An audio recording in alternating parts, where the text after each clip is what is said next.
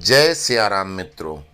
प्रश्नोत्तरी कार्यक्रम में आज प्रश्न लिया है श्रीमान मधुकर पांडे जी का।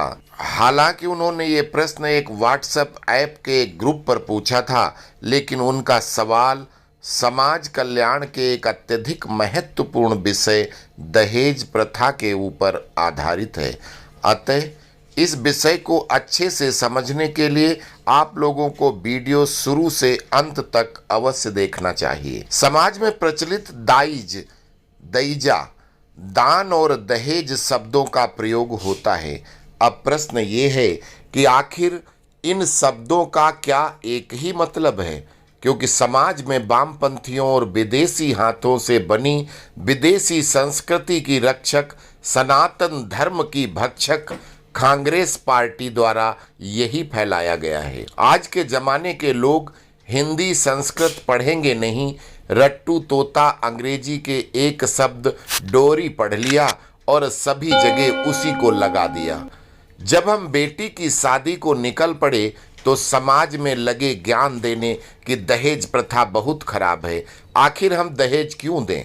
लड़के के बराबर लड़की भी पढ़ी है, दोनों बराबर जॉब करते हैं, फिर लड़की वाला दहेज क्यों दे? क्या मेरी बेटी किसी बेटे से कम है?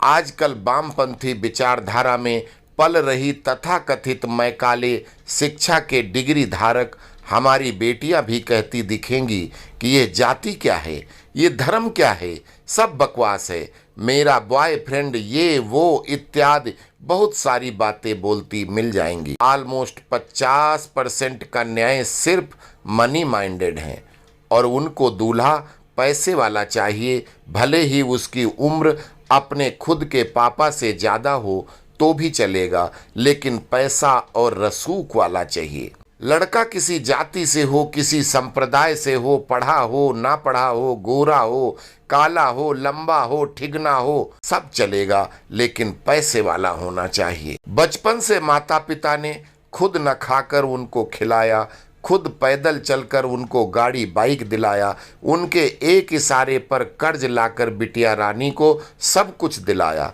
लेकिन बिटिया रानी क्षणिक सुख के लिए उनकी समाज में नाक काटकर भाग जाएंगी। कानून बनाने वाले महानुभाव लोग शायद ये नहीं जानते कि वो पश्चिमी सभ्यता की ये जो आज़ादी दी है, जिसकी वजह से एक को क्षणिक खुशी मिल जाती है, लेकिन एक पूरे परिवार की खुशियों को जीवन भर के लिए ग्रहण लग जाता है, कलंक से रूबरू होना पड़ता है। वो पिता जो अपनी बेटी के लिए जीवन भर गर्भपूर्वक सीना चौड़ा करके चलता था, बेटी के भागने के बाद उस बेचारे का जीवन नरक बन जाता है। समाज में जिधर जाएगा लोग भले ही किसी और बात पर हंसें, लेकिन बेचारा बेटी का बाप समझता है ये सब उस पर हंस रहे हैं। वो बेटी का बाप उस दिन सच में मर जाता है जब उसकी लाडली बेटी उसकी इज्जत धूल धूसरित करते हुए फिर उस विधर्मी या विजातीय बॉयफ्रेंड द्वारा तलाक देकर 2 वर्ण संकर बच्चों के साथ घर वापस कर दिया जाता है, या फिर किसी फ्रिज में काट कर रख दिया जाता है, सूटकेस में भरकर फेंक दिया जाता है। यह सच्चाई और समाज में घटने वाली रोज की घटनाएं। आज के बच्चे कहते हैं कि माता पिता ने कोई एहसान किया क्या? ये जो किया उनका फर्ज था, लेकिन जब समाज में उनकी सारी हेकड़ी निकल जाती है, जिस दिन जेब से पैसे और शरीर की सुंदरता खत्म हो जाती, फिर उन तथाकथित पढ़े लिखे बच्चों का समाज में कितना शोषण होता है ये बताने की बात नहीं है, बल्कि प्रत्येक मोहल्ले, गांव, कस्बे में ऐसे सैकड़ों उदाहरण सामने देखने को मिलते हैं जो पैसे के लिए पिता की उम्र के व्यक्ति के साथ रहने गई थी। वो किसी चौराहे पर खड़ी दिखाई पड़ती हैं क्योंकि पैसे वाले व्यक्ति के लिए वो लड़की सिर्फ एक खिलौना थी, इससे ज़्यादा कुछ नहीं। कुछ पिता सच में ऐसी औलाद के लिए मर जाते हैं या फिर जिंदा लाश बनकर जीते हैं। आप लोग ये सोच रहे होंगे कि विषय दहेज से आज के युवाओं के रहन सहन पर कैसे आ गया। जी हाँ, आना भी चाहिए था, क्योंकि ये दहेज पर भाषण करने वाले यही युवान ही ज्यादा होते हैं। बड़ी बातें बनाने वाले, अंतरजातीय विवाह की वकालत करने वाले और बहुत सारे लोग जानबूझकर लव जिहाद को भी सही बताने वाले मिल जाएंगे, क्योंकि बेटी तो किसी और की है। इसका सही मुहावरा यही है कि पराई में लकड़ी घुसी तो मुझे तो ऐसे लग रहा है कि भूसे में गई है। वो लकड़ी जिस दिन मेरी में जाती है तो दर्द का एहसास तब मुझे होता है। हमारी इन्हीं कमजोरियों का, पाश्चात्य संस्कारों का और सबसे ज़्यादा पंथ निरपेक्ष लोकतंत्रात्मक गणराज्य की व्यवस्था का फायदा उठा रहे हैं। हमारी शहर शहर, गांव गांव से बेटियां गायब की जा रही और सरकारें सो रही हैं या जानबूझकर बिकी हुई हैं। जिहादियों ने उन भ्रष्ट नेताओं को खरीद रखा है। पांडे जी, आपका ये कहना कि दहेज प्रथा ही ये सब होने की जिम्मेवार है, बिल्कुल नहीं। दहेज प्रथा सिर्फ वहाँ जिम्मेवार है जहाँ बेटी के पिता ने बराबर की जोड़ी नहीं बनाई। शादी विवाह बराबर की हैसियत वाले घर में ही होना चाहिए। ये हमारे बुजुर्ग यूं ही नहीं कह गए थे। अगर बैल के साथ बैल की जोड़ी होगी तभी गाड़ी चलेगी। बैल के साथ भैंसे को लगाओगे तो एक हमेशा सफ़र करेगा। भैंसा पानी में जाकर लोट मारेगा तो बैल बेचारा साथ में घिसटने के अलावा क्या करेगा? हाथ पैर टूट जाएं तो भी गनीमत है। वहीं जब खेत में चल रहे हों तो बैल को उतनी गर्मी नहीं लगती, मस्त होकर चलेगा, लेकिन भैंसे के मुंह से झाग निकल रहा होगा, खेत जुत नहीं पाएगा। अगर बैल के साथ किसी घोड़े या गधे को या ऊंट या बकरे को लगा दो तो क्या जोड़ी चलेगी? खेत जुतेगा? बैलगाड़ी चला सकते हो, कभी नहीं चलेगी। यही हाल हमारे समाज का है। एक ब्राह्मण के घर के संस्कार, लौकी तोरी दाल खाने वाला बच्चा अगर अपना जोड़ीदार भैंस खाने वाले किसी विधर्मी को बनाएगा तो वो जीवन भर कितनी कोशिश कर ले, पेट भर खाना नहीं खा सकता, उसको उल्टी लगी रहेगी। ये शादी विवाह नहीं, एक उम्र विशेष का जब हार्मोन्स जवानी में उभरते हैं उस समय कोई विधर्मी, कोई विजातीय भी अगर आपको थोड़ी स्माइल देता है तो आप उसके सपने देखने लगते हैं। यहाँ तक पिछले 25 साल से तुम्हारा सब कुछ ध्यान रखने वाले परिवार वाले भी शत्रु लगने लगते हैं। यहाँ पर बच्चों को बहकने से रोकना हम सबका उद्देश्य और कर्तव्य होना चाहिए, जो हम सब भूल गए हैं। अगर मेरे पड़ोसी या रिश्तेदार की संतान कहीं किसी भी जाति के विजाति के विधर्मी के साथ देखते हैं तो हमें उनको टोकना भी चाहिए और उनके परिवार के रिश्तेदारों को बताना भी चाहिए। अगर आप सभी अपने इस कर्तव्य का निर्वहन करना शुरू कर दें तो निश्चित मेट्रो में, मॉल में, सिनेमा घरों में, पार्कों में ये अनैतिक रिश्तों वाले जोड़े लगभग खत्म हो जाएंगे। संतानों के अंदर जब ये डर रहेगा कि समाज में कोई न कोई अपना होगा जो मेरे घर पर बोलेगा, मेरे घर पर फजीहत होगी, तो वो संतान कभी भी अनैतिक रिश्ते में, फर्जी प्यार, सेक्स एक्सपीरियंस के लिए कभी तैयार नहीं होगा और यही हमारे समाज की खुशियां वापस ला सकते हैं। इसमें संतानों के अभिभावकों को शिकायत करने वाले व्यक्ति को अपना मानना होगा, क्योंकि कोई आपकी संतान की झूठी शिकायत नहीं करेगा। हाँ, आपकी संतान उस उम्र में होने के कारण अवश्य झूठ बोलेगी। बेटियों को स्वतंत्रता का मतलब उनको असुरक्षित छोड़ देना बिल्कुल नहीं है। स्त्री हमेशा पुरुष की इज्जत होती है, इसलिए स्त्री की रक्षा करना घर के पुरुषों का ही कर्तव्य है। लेकिन इसका मतलब ये भी नहीं कि आप पुरुष लड़के हैं तो आप किसी और लड़की को गलत रास्ते पर ले जाओगे। आपकी बहन, बेटी, भतीजी को अगर आप सुरक्षित देखना चाहते हैं तो आपको भी किसी भी व्यक्ति की बहन बेटी को अपनी बहन बेटी की तरह ही मानना होगा। सनातन धर्म में सिर्फ श्री राम और सीता मैया को ही आदर्श अनुकरणीय बताया गया है। अगर आप हम सब उनका अनुकरण करें और माता पिता के द्वारा विवाह के पूर्व किसी भी पर पुरुष या पर नारी को अपना माता पिता भाई बहन के रूप में देखें, हमारा समाज पुनः आदर्श समाज बन जाएगा।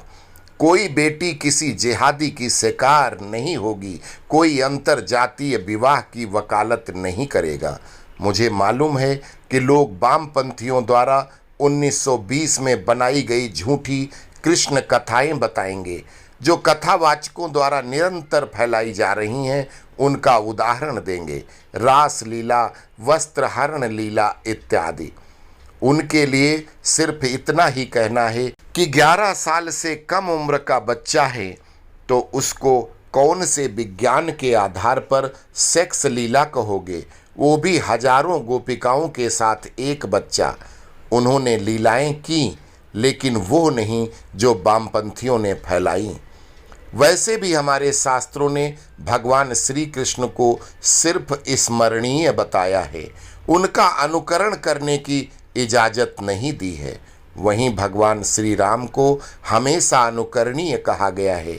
हमें सिर्फ दशरथ जी के परिवार का अनुकरण करना चाहिए। राम राज्य अपने आप समाज की जागरूकता से आएगा। जय श्री राम, जय हनुमान का नारा लगाने के बाद गली के नुक्कड़ में गांजा की चिलम खींचते या दोस्तों के साथ बैठकर दारू पीते पशु पक्षियों का मांस खाने से राम राज्य नहीं आएगा।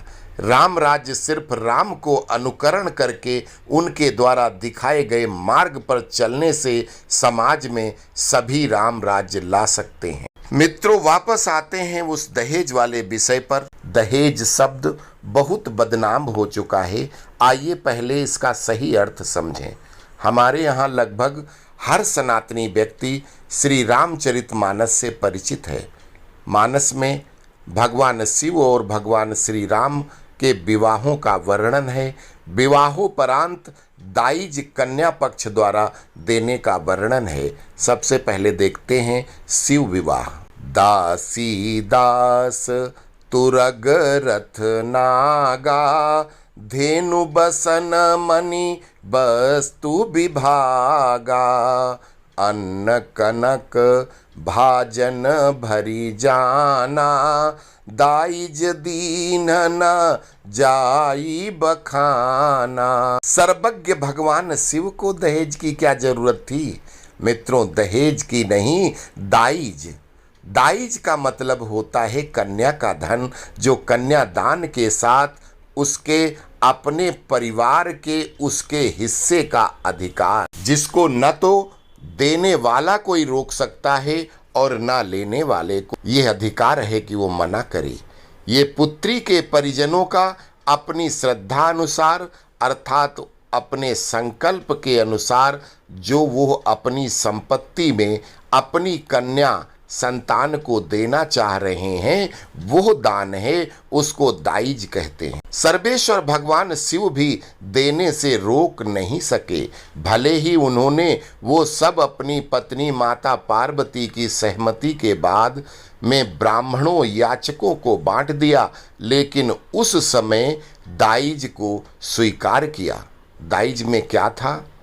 दासी, दास, रथ और रथवान। यहाँ पर आता है तुरग रथ नागा। वामपंथी मैकाले वाले कहेंगे कि शिव जी को नाग सर्प दिए गए, जैसे वो ताड़ना का अर्थ लगाते हैं। लेकिन मूर्खों के लिए क्या बोलना, नाग अर्थात लगाम थामने वाला सारथी। नाग का अर्थ घोड़ा भी होता है। अतः एक शब्द में गोस्वामी जी ने दो वस्तुएं कर दी। आगे गाय, कपड़े, विविध वस्तुएं, सोने के बर्तनों में भर भर कर मणियां आदि रत्न और विभिन्न प्रकार के अन्न इत्यादि, इतना सारा दाइज दिया जिसका वर्णन नहीं किया जा सकता। अब आते हैं भगवान श्री राम के विवाह पर। कहीं न जाई कछुक दाइज भूरी, रहा कनक मणि मंडप पूरी, वस्तु अनेक करिया किमि लेखा, कहीं न जाई जानहि जिन देखा, तुरग लाख रथ सहस 25, सकल संवारे नख अरु सीसा। मत साहस दस सिंधुर साजे, जिनहि देखी दिसि कुंजर लाजे। कनक बसन मणि भरी भरी जाना, महिषी धेनु वस्तु विधि नाना। सब समाज यही भांति बनाई, जनक अवधपुर दीन पठाई। यहाँ पर कहते हैं कि सोने और मणियों जेवरातों से पूरा मंडप भरा हुआ था, जो बताने में नहीं आता। ऐसे ऐसे रत्न वस्तुएं थीं जिनके बारे में लिखा नहीं जा सकता, क्योंकि ये तो वही बता सकते हैं जिन्होंने उस समय देखा था। 1,00,000 घोड़े, 25,000 रथ, सबके सब पैर के नाखून से सिर की चोटी तक एक से एक सुंदर अतुलनीय थे। 10,000 मत वाले हाथी, जिनकी सुंदरता से 10 दिशाओं के कुंजर हाथी लज्जित हो गए। सोने के बर्तनों में विभिन्न प्रकार के जेवरात, मणियां, विभिन्न प्रकार के अन्न, बहुत सारी भैंसें, बहुत सारी गायें और बहुत सारी अन्य वस्तुएं राजा जनक ने अवधपुर भेज दिया। इससे ये ज्ञात होता है कि पहले भी कन्यादान के साथ कन्या का पिता अपने सामर्थ्य के अनुसार वर पक्ष को दाइज दिया करता था। वीडियो बड़ा न हो, इसलिए महाभारत, वाल्मीकि रामायण, महर्षि अगस्त्य संहिता, महर्षि विश्वामित्र की सीता पुनरागमनम आदि महान ग्रंथों के श्लोक नहीं लिख रहा, किंतु दाइज हमेशा दिया गया है। इसका लगभग सभी ग्रंथों में प्रमाण है। अवधी भाषा में दाइज का अपभ्रंश दैजा कहा जाता है, जिसका मतलब सिर्फ दान है, दहेज नहीं। सनातन संस्कृति का, बल्कि मानव संस्कृति का सबसे पुराना संविधान मनुस्मृति, जिसमें कहा गया है कि प्रत्येक संतान, चाहे वो पुत्र हो या पुत्री, माता पिता या पैतृक संपत्ति में बराबर अधिकार रखते हैं। भीमराव अंबेडकर के संविधान में तो 1956 में अलग से कानून बनाया गया, किंतु मनुस्मृति में महिलाओं को समानता का अधिकार लाखों साल पहले से मौजूद है। मनुस्मृति में ये भी कहा गया है कि पुत्री के अधिकार को जब आप अपनी कन्या का दान किसी व्यक्ति को करते हो, उसी समय दे देना चाहिए। अर्थात दूसरे शब्दों में, बेटी के हिस्से को आप अपनी बेटी को उसके विवाह में ही देकर उससे निवृत्त होते हैं, और इस हिस्से को देने के बाद उसके अधिकार घर से बिना बोले समाप्त होने की घोषणा हो जाती है। और इसीलिए बेटी की शादी के तुरंत बाद गंगा स्नान करने की परंपरा है। आम भाषा में भी लोग कहते हैं कि हमने बेटी का विवाह कर दिया या अमुक कार्य कर लिया तो गंगा नहा लिया। बेटी का हिस्सा देकर, जिसमें सभी प्रकार की संपत्ति जैसे विभिन्न अन्न, कपड़े, गहने, बर्तन, पलंग, गद्दे, रजाई, प्रत्येक गृहस्थी की वस्तु, गाय, भैंस, घोड़े, हाथी आदि पशु। आज के ज़माने में पशु कोई नहीं पालता, इसलिए पेट्रोल डीजल से चलने वाले लोहे के पशु दिए जाते हैं। ये सब दाइज है, दान है और पूरे संसार में वैध है। इसको देने या लेने पर कोई रोक नहीं है। अब दहेज क्या है और क्यों गैर कानूनी है? अगर माता पिता ने अपनी बेटी को अपने सामर्थ्य के अनुसार दान किया तो यह दान है, दाइज है। लेकिन अगर इसकी सामर्थ्य नहीं है और वर पक्ष उनसे किसी चीज की डिमांड करके जबरदस्ती लेने की बात करता है या लड़की को परेशान करता है या ऐसा कुछ करने की धमकी देता है जो गलत है, अपराध है। ये शादी के समय या शादी के बाद दोनों समय लागू होता है। दाइज के नियम का फायदा उठाकर कुछ दुष्ट प्रकृति लड़के वाले दहेज का मतलब जबरदस्ती दान का अपराध करते हैं, तो कुछ दुष्ट प्रकृति के लोग लड़की और दामाद की सामान्य नोक झोंक को दहेज का मामला बनाकर लड़के वालों का शोषण करते हैं। अतः दहेज दोनों पक्षकारों के लिए अभिशाप है। किंतु दाइज पूरी तरह वैध है, आध्यात्मिक और वैज्ञानिक तरीके से जायज है। आज के युग में लोग खुद को ज्यादा होशियार और सामने वाले को मूर्ख मानते हैं। प्रत्येक परिवार पुरुष प्रधान होने के कारण कन्या को हिस्सा देना ही नहीं चाहते। क्या पाएं क्या ना पाएं, सिर्फ बेटों को ही देना है, भले ही वो बेटा बुढ़ापे में एक गिलास पानी न दे। जब तक बेटा नहीं होता, भले ही जनसंख्या वृद्धि में बच्चियों से घर भर जाए, संतान वृद्धि में लगे रहेंगे। प्रत्येक पिता अपनी बेटी की शादी किसी राजा के राजकुमार से ही करना चाहता है, भले अपनी स्थिति उसकी बारात को खाना खिलाने की भी न हो। भला ऐसा रिश्ता कैसे टिकेगा? रिश्तेदारी किसी वर कन्या की नहीं, बल्कि दो परिवारों, दो खानदानों की होती है। अगर एक परिवार दूसरे परिवार से ज़्यादा धनी होगा, या उसका समाज में ज़्यादा रुतबा होगा, या दूसरे को हीन दृष्टि से देखेगा, जिसमें परिवारों की नोक झोंक से शुरू होकर कटाक्षों और गालियों से होते हुए मारपीट लड़ाई तक पहुंच जाती है, और फिर इस लड़ाई में न चाहकर दुल्हन और दूल्हे की भी लड़ाई शुरू हो जाती है, और परिणाम वही जो नहीं होना चाहिए। कोर्ट में जाकर वकीलों पर दोनों तरफ से खर्च और फिर तलाक, फिर सेकंड हैंड का ठप्पा लगाकर दोनों दोबारा से जीवन साथी ढूंढने लगते हैं। रिश्ता हमेशा बराबरी का होना चाहिए, ऐसा हमारे बुजुर्ग क्यों कह गए थे? क्योंकि एक जैसी स्थिति वाले को एडजस्ट करने में कोई दिक्कत नहीं होती, रिश्ता अजर अमर हो जाता है।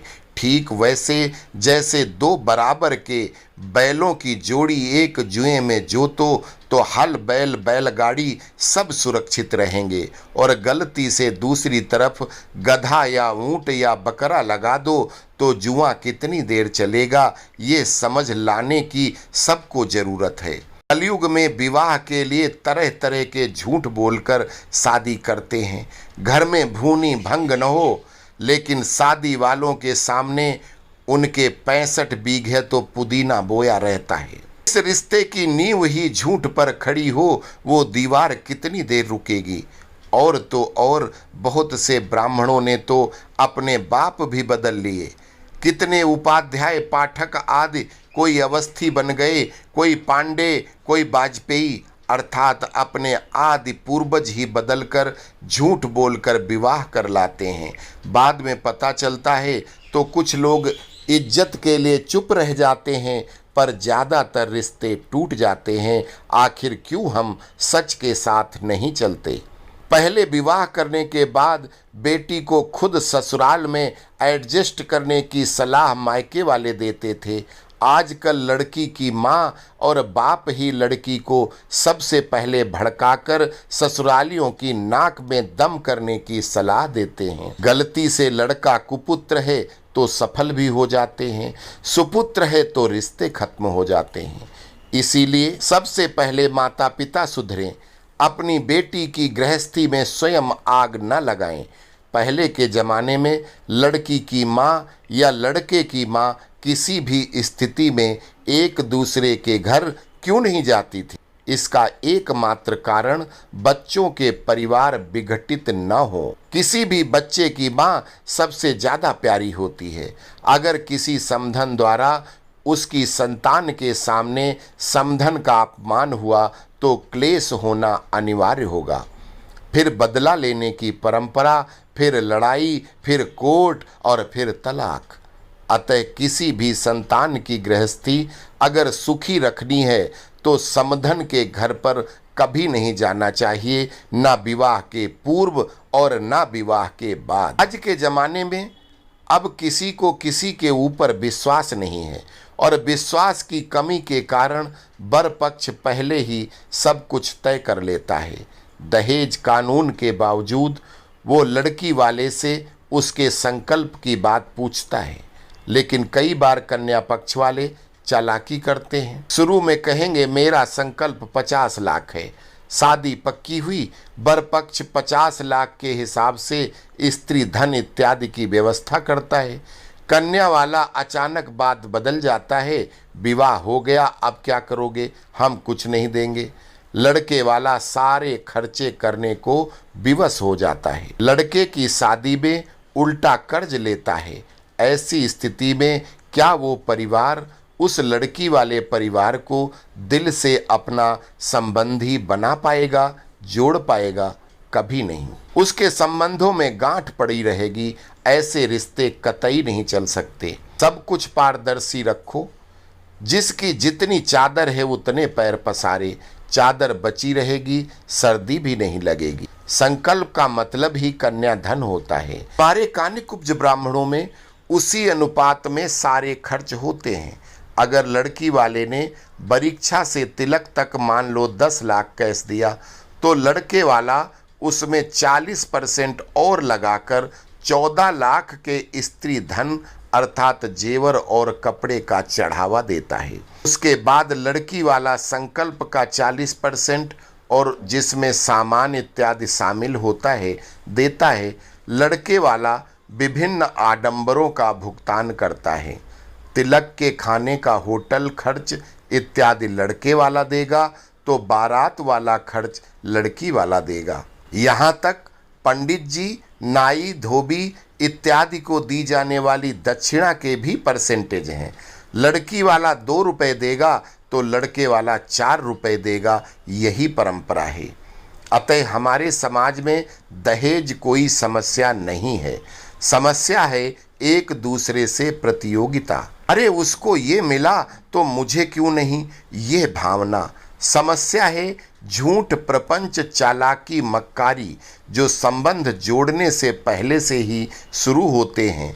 ऐसे हजारों कारण हैं जिनकी वजह से इस दहेज कानून का मिसयूज किया जाता है।